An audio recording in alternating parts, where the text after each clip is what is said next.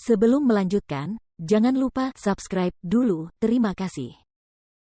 Bab 206, Paviliun Suci. Yao Fei merenung dalam diam selama beberapa saat, lalu tangannya memberi isyarat kepada Xiao Teng untuk mendekat dan mengatakan sesuatu kepadanya. Baik, Tuan Muda, tenanglah. Xiao Teng menjawab dengan hormat atas instruksi Yao Fei. Dengan lambaian tangannya yang lain, Xiao Teng mundur. Pada saat yang sama, di suatu tempat di dalam Guo Mansion, wajah Guo Si Plus Wen tampak sangat muram saat dia melihat kedua putranya digendong kembali. Niat membunuh yang menakutkan muncul kuat di dalam hatinya. Huang Xiaolong. Guo Si Plus Wen menggertakkan giginya dan kemudian mengeluarkan raungan murka yang tiba-tiba. Para ahli keluarga Guo di aula utama menggigil ketakutan. Ini adalah pertama kalinya anggota keluarga Guo mengalami kemarahan tingkat ini dari Guo Si Wen. Semua tetap diam, mengurangi kehadiran mereka semampunya. Ini bahkan termasuk Zhang Yue, kepala pelayan keluarga Guo. Ada kemarahan yang terpendam dalam hati Zhang Yue, hasrat membara untuk membantai. Guo Zi dan Guo Fei adalah tuan muda keluarga Guo, tetapi seseorang cukup berani untuk menghancurkan laut ki mereka, melumpuhkan mereka.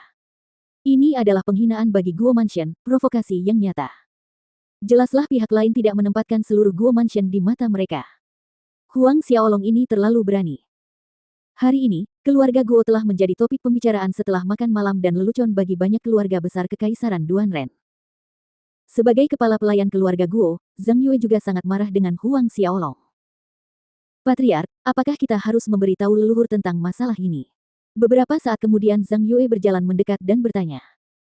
Tatapan mata Guo Siwen dingin penuh kebencian, ayah sedang berlatih secara tertutup di saat genting ini dalam upaya untuk masuk ke alam Sein. Jangan beritahu dia tentang masalah ini. Ya, Patriark, jawab Zhang Yue. Ia ragu-ragu sebelum melanjutkan, adik perempuan Huang Xiaolong, Huang Min, memiliki perjanjian pertunangan dengan Tuan Muda Guo Tai. Patriark, masalah ini. Bertunangan. Guo Si Plus Wen mencibir, aturlah agar surat rahasia ini sampai ke tangan adik laki-lakiku, Si Plus Yuan. Katakan padanya untuk membatalkan pertunangan si bocah nakal Guo Tai. Adik perempuan Huang Xiaolong, bahan murahan seperti dia ingin memasuki keluarga Guoku. Zhang Yue menerima surat rahasia itu dan menghormati instruksi Guo Si Plus Wen. Ia lalu bertanya, lalu, bagaimana dengan Huang Xiaolong?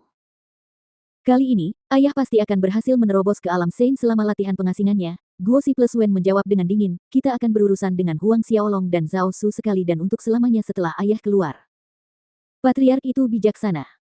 3 hari berlalu. Keluarga besar dan super lainnya yang tengah menanti pembalasan cepat dan heboh dari keluarga Guo terhadap Huang Xiaolong berharap menyaksikan tontonan bagus, tetapi yang mengejutkan mereka adalah keluarga Guo tidak mengambil tindakan apapun. Semuanya tenang dan damai. Jawaban ini membuat mereka yang menunggu tercengang. Perusahaan sejuta harta karun yang dikelola oleh keluarga Guo adalah salah satu dari 3 perusahaan terbesar Kekaisaran Duanren dengan cabang di seluruh wilayah Kekaisaran Duanren.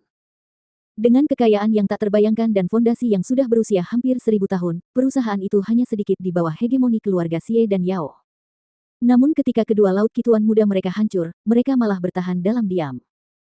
Ini sungguh tidak seperti gaya keluarga Guo dalam menangani segala sesuatunya.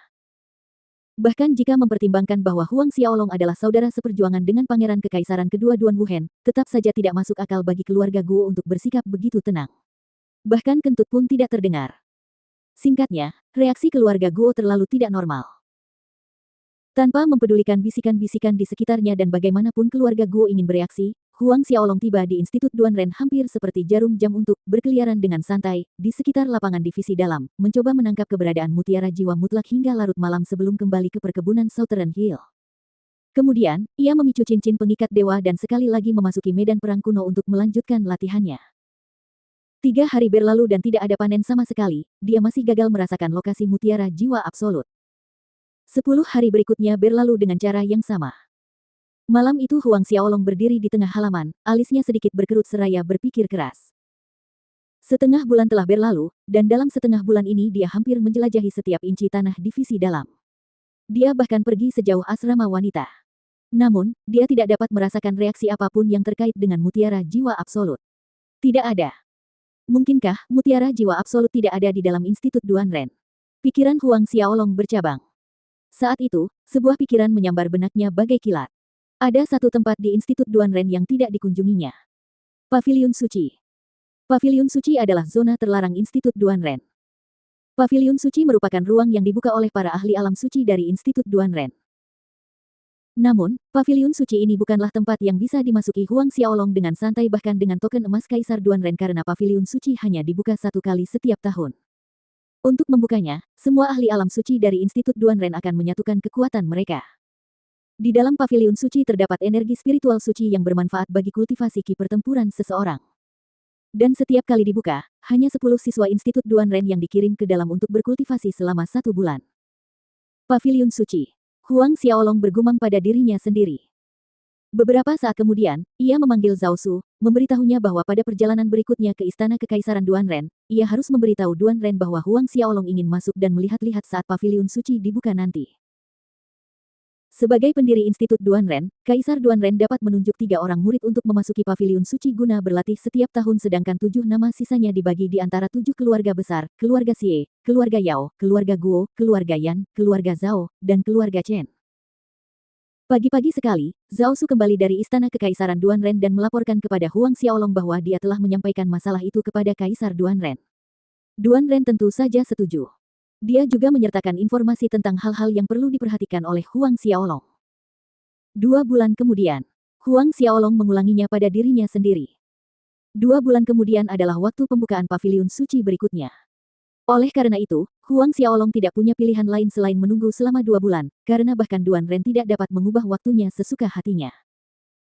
Karena itu, Huang Xiaolong menunggu dengan sabar sambil berlatih, menanti pembukaan paviliun suci dalam waktu 2 bulan. Pada hari ini, Huang Xiaolong sedang berlatih ilmu pedang Asura di halaman ketika Fei Hou tiba-tiba masuk dan melaporkan, "Yang mulia, rumor menyebar cepat di seluruh kota kekaisaran yang menyatakan bahwa Guo Si plus Yuan dari keluarga Guo baru saja mengumumkan pembatalan pertunangan Guo Tai dengan nona muda." Mendengar ini, Huang Xiaolong menghentikan latihannya. Suhu di matanya turun tajam, apakah Guo Si Yuan yang mengumumkannya secara langsung? Begitulah, menurut rumor yang beredar. Fei Hou menjawab dengan hormat. Pergi dan pastikan apakah Guo Si plus Yuan mengatakannya dengan mulutnya sendiri. Suara Huang Xiaolong terdengar dingin, juga, cari tahu apa tanggapan Guo Tai terhadap ini. Baik, Yang Mulia. Fei Hou menjawab dengan hormat lalu melangkah mundur. Setelah Fei Hou pergi, pedang Asura di tangan Huang Xiaolong menebas. 2 bunga dari pantai lain yang mempesona mekar dalam kemegahan yang memukau, menghilang sebelum orang bisa melihatnya. Beberapa saat kemudian, sebuah batu besar di halaman terdekat hancur menjadi debu batu. Saat ini, latihan Huang Xiaolong termasuk menanamkan efek ethereal palm ke dalam serangan Flower of the Outer Shore, membuatnya semakin tak terduga, kuat, dan tak dapat dipertahankan. Melawan Huang Xiaolong saat ini, bahkan jika dia adalah seorang prajurit Xiantian Orde kedua awal atau pertengahan, dia yakin dia bisa membunuh mereka dalam satu gerakan. Huang Xiaolong berlatih di halaman, mengulang gerakan-gerakan dari Tempest of Hell, Thirst of Asura, Wrath of the Nether King, State of Abundant Lightning, dan Flower of the Outer Shore lagi dan lagi. Huang Xiaolong akhirnya berhenti beberapa jam kemudian dan mengembuskan ki busuk, sambil berpikir dalam hati, tampaknya aku akan segera dapat mulai berlatih jurus ke-6.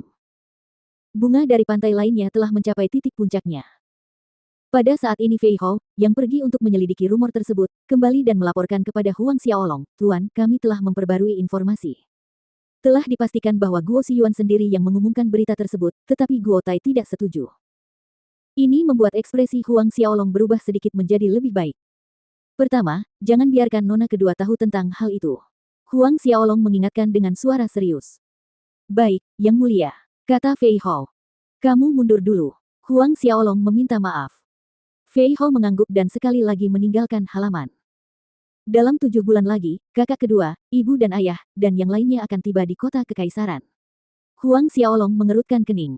Berita itu tidak bisa dirahasiakan terlalu lama, adik perempuannya akan mengetahuinya cepat atau lambat.